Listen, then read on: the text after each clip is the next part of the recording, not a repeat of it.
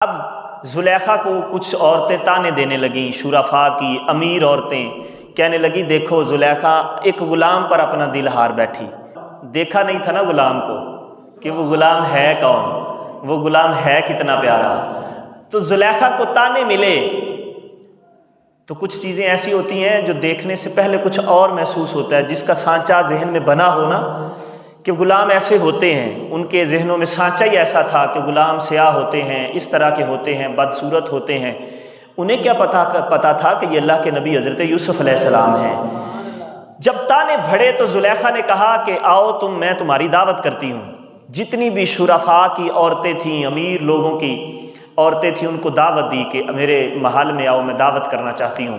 اب دعوت کا یوں انتظام کیا گیا، الگ الگ سب کی نشست بنائی گئی، بیٹھنے کی جگہ بنائی گئی، اور جہاں بیٹھنا تھا عورتوں نے ہر عورت کے آگے پھل بھی رکھ دیے گئے اور چھریاں بھی رکھ دی گئیں، دونوں طرف، اس طرف بھی لائنوں میں ساری عورتوں کو بٹھا دیا گیا اور ان کے آگے پھل بھی رکھے گئے اور ساتھ میں چھریاں بھی رکھی گئیں۔ اب ادھر حضرت یوسف علیہ السلام کو زلیخا نے آ کے کہا کہ آپ ایک مہربانی نہیں کرتے؟ حضرت یوسف فرمانے لگے کیا کرنا ہے؟ تو زلیخا کہنے لگی صرف ایک بار ان کے سامنے سے گزر جائیے، کوئی بات نہیں کرنی، کوئی کلام نہیں کرنا، کوئی ہم کلام نہیں ہونا کسی عورت سے، صرف ایسا کریں کہ یوں ادھر سے شروع ہو کے آخر تک گزر جائیں، بس یہ کرنا ہے۔ تو حضرت یوسف علیہ السلام نے پہلے منع کیا کہ ایسا نہیں ہو سکتا، میں عورتوں کے سامنے نہیں جا سکتا۔ تو حضرت یوسف علیہ السلام کی بارگاہ میں زلیخا نے منت کی، ترلا کیا کہ آپ ایک دفعہ گزر جائیں، میری عزت کا مسئلہ ہے۔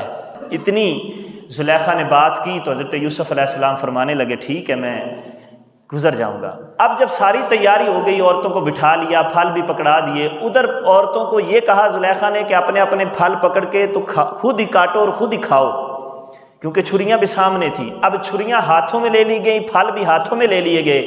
ادھر زلیخا نے اشارہ کر دیا کہ حضرت یوسف علیہ السلام کو گزار دو۔ حضرت یوسف علیہ السلام وہاں سے گزرے اور کسی عورت پر بھی نظر نہیں ڈالی، یوں نظر جھکا کے گزر گئے۔ تو جو پھل کاٹنے کے لیے بیٹھی تھیں حضرت یوسف کے حسن میں اتنی مستغرق ہو گئیں کہ انہوں نے پھلوں کی بجائے اپنی انگلیاں کاٹ لیں، اور قرآن کہتا ہے کسی کو خبر بھی نہیں ہوئی کہ ہماری انگلیاں کٹ گئیں، درد کا احساس بھی نہیں ہوا۔ اسی لیے میرے امام احمد رضا خان فاضل بریلوی رحمۃ اللہ تعالی علیہ نے کہا تھا کہ حسن یوسف پہ کٹی مصر میں انگشت زنا، حسن یوسف پہ کٹی مصر میں انگشت زنا، سر کٹاتے ہیں تیرے نام پہ مردان عرب۔ وہاں حضرت یوسف کا حسن تھا، یہاں یا رسول اللہ آپ کا صرف نام آ جائے، وہاں تو حضرت یوسف خود آ گئے، یہاں صرف آپ کا نام آ جائے، وہاں انگلیاں کٹی تھیں، یہاں مرد اپنے سر کٹا دیتے ہیں، وہاں عورتیں تھیں، یہاں مرد ہیں، اور وہاں مصر کی عورتیں تھیں، یہاں عرب کے مرد ہیں، اور وہاں حضرت یوسف کا حسن سامنے تھا، یہاں تو آپ کا نام آ جائے تو صرف آپ کے نام پر بھی لوگ اپنی گردنیں کٹانے کے لیے تیار ہو جاتے ہیں۔ تو حضرت یوسف علیہ السلام باہر گئے تو جب طعام کی وہ دعوت ختم ہوئی تو ساری عورتوں نے حضرت یوسف علیہ السلام کو باہر جا کے پیغام دیا کہ آپ ہم سے نکاح کر لیں، آپ ہم سے نکاح کر لیں۔ تو حضرت یوسف علیہ السلام نے اللہ کی بارگاہ میں دعا کی، الہی یہ عورتوں کے فتنے سے مجھے بچا لے، عورتوں کے فتنے سے مجھے بچا لے۔ اور حضرت یوسف علیہ السلام نے یہاں پہ دعا کی، اے اللہ میں ان عورتوں کی بجائے قید میں جانا پسند کروں گا، ان عورتوں کے فتنے سے مجھے بچا لے، ان عورتوں کی بجائے میں قید میں جانا پسند کروں گا، کوئی ایسے اسباب مہیا کر دے کہ میں قید میں چلا جاؤں۔